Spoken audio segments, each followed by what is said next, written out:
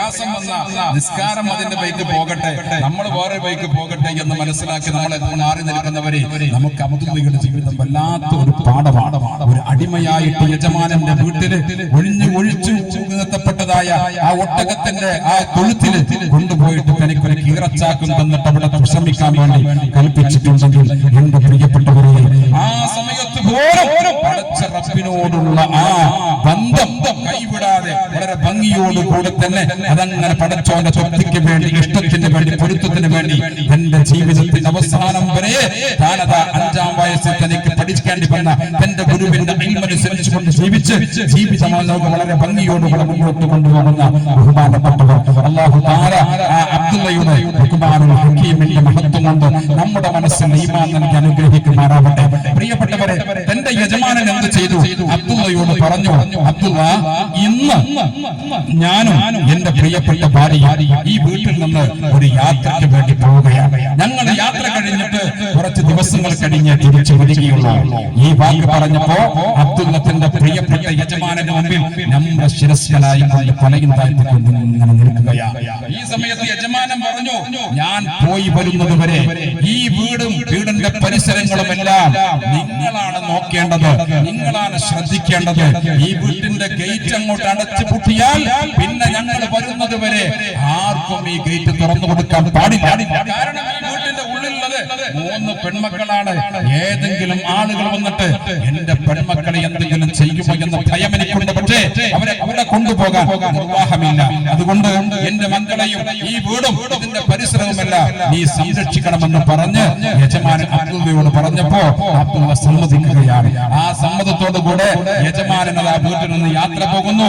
Gate പുറത്തു വന്ന് പൂട്ടിയിട്ടതാ താക്കോൽ തന്റെ പ്രിയപ്പെട്ട ആ യജമാനൻ തന്റെ പ്രിയപ്പെട്ട അടിമയുടെ കയ്യിലേക്ക് അങ്ങോട്ട് കൊടുക്കുകയാണ്. താക്കോലും കയ്യിൽ പിടിച്ചുകൊണ്ട് യജമാനൻ വാങ്ങിയിട്ട് താക്കോലുമായിട്ട് അബ്ദുള്ള ആ രാജകൊട്ടാരത്തിന്റെ ചാരത്ത് തനിക്ക് വേണ്ടി ഒരുക്കിയിരിക്കുന്നതായ ആ ഒട്ടകത്തൊഴുത്തിലേക്ക് അങ്ങോട്ട് പോയി.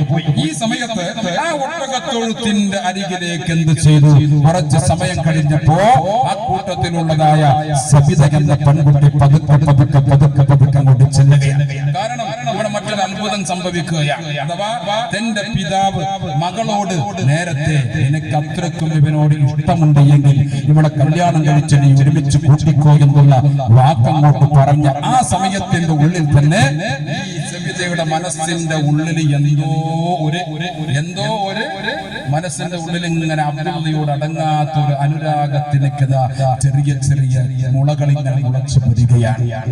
കാരണം ഇവിടെ മനസ്സിന്റെ ഉള്ളിൽ അബ്ദുള്ളയെ കണ്ടതോടുകൂടെ വല്ലാത്ത ഒരു ആവേശം വന്നു. കാരണം അബ്ദുള്ളയുടെ ശരീര പ്രകൃതി കണ്ടപ്പോ അബ്ദുള്ളയുടെ ശരീരത്തിന്റെ പ്രകൃതിയും ആ സംസാരത്തിന്റെ ശൈലിയും ഇതങ്ങോട്ട് കണ്ടപ്പോഴാണ് ആ സമയത്ത് സബിതന്റെ മനസ്സിന്റെ ഉള്ളിൽ വല്ലാത്ത ഒരു അനുരാഗത്തിന് ഇവിടെ തെളിയുകയാണ്. പ്രിയപ്പെട്ടവരെ, അതുകൊണ്ട് തന്നെ സബിത അവസരവും കാത്തുകൊണ്ട് ഇങ്ങനെ ഇരിക്കുമ്പോഴാണ് ഉപ്പ എന്ത് ചെയ്യുന്നത്?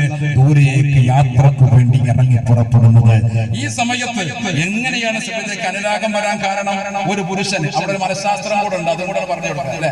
ഒരു പുരുഷനെ ഒരു സ്ത്രീ എപ്പോഴും ഇഷ്ടപ്പെടുന്നത് അവന്റെ സൗന്ദര്യം കണ്ടിട്ടല്ല, ആരും നേരെ മറിച്ച് ആ പുരുഷന്റെ ശരീര പ്രകൃതി കണ്ടിട്ടാണ് ഒരു പെൺകുട്ടി ഒരു പുരുഷനെ ഇഷ്ടപ്പെടുന്നത്. അതാണ് അവിടുത്തെ മനഃശാസ്ത്രം. പിന്നെ മറ്റൊന്നെന്താണ്? ഒരു സ്ത്രീയെ ഒരു പുരുഷൻ ഇഷ്ടപ്പെടുന്നത് ആ സ്ത്രീയുടെ സൗന്ദര്യം കണ്ടിട്ടാണ്.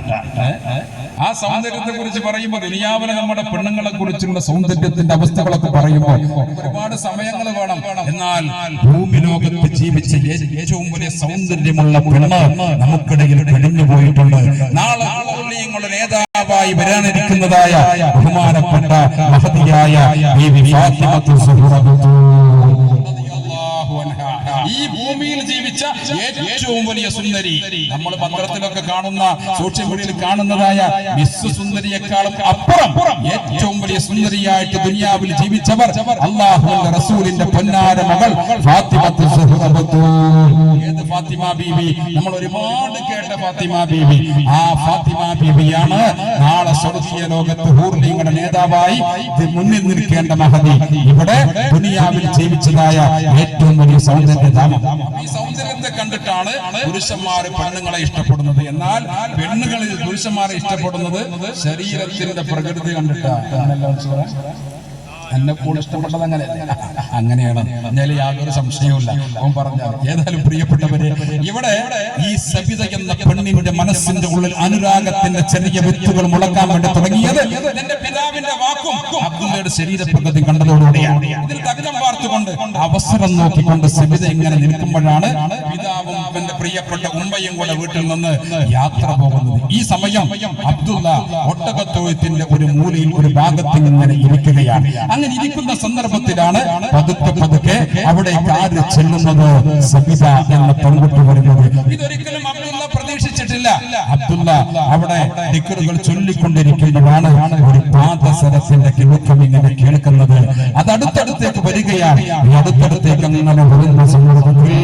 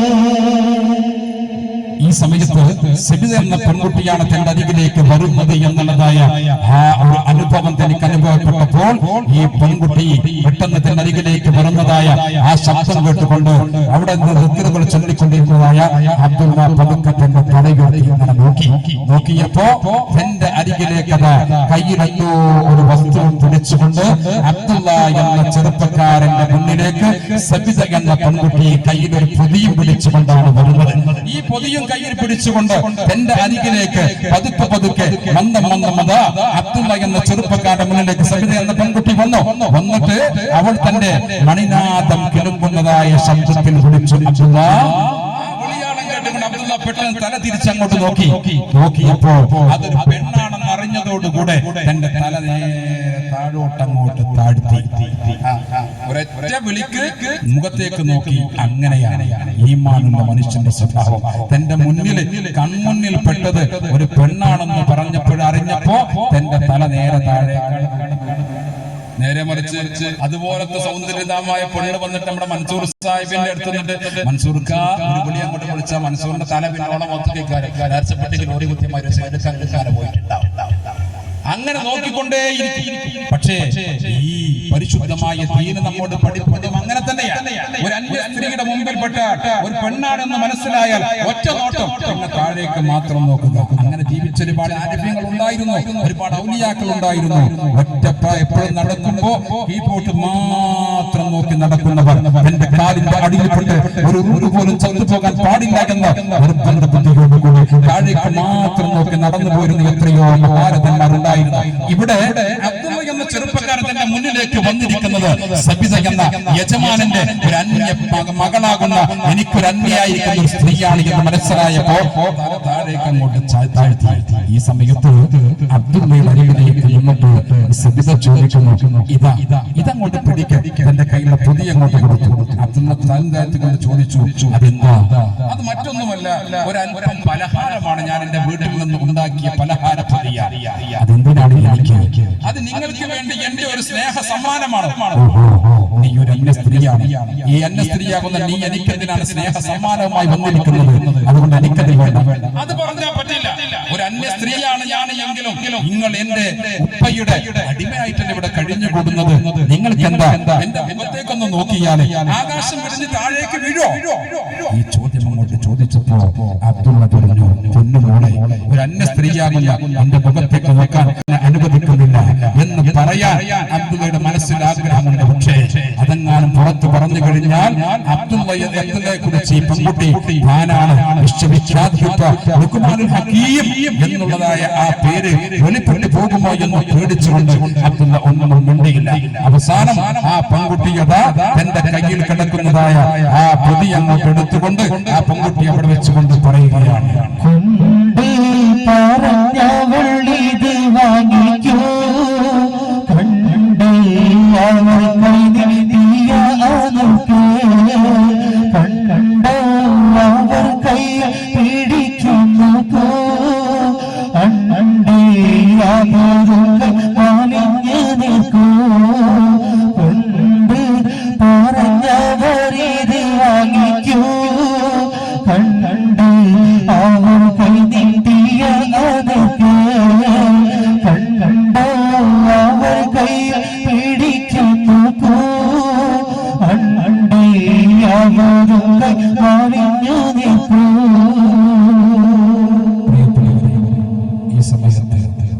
നമ്മുടെ സംഘാടകർ നമ്മുടെ മദ്രസയുടെ കാര്യം എങ്ങനെയൊക്കെ വിജയിക്കണം, അതിനു വേണ്ടി ഇവിടെ കുറച്ച് കുപ്പിയിൽ കുറച്ച് തേന കൊണ്ടുവന്നിട്ടുണ്ട്.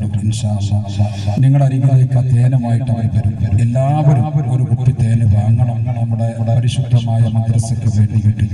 ആ തേന് എന്ന് പറയുമ്പോൾ അതിനെക്കുറിച്ച് കൂടുതൽ നമ്മൾ പറയേണ്ടതില്ല. പരിശുദ്ധമായ ഖുർആനിലെ തേനിനെ കുറിച്ച് വളരെ വ്യക്തമായിട്ട് പറഞ്ഞിട്ടുണ്ട്.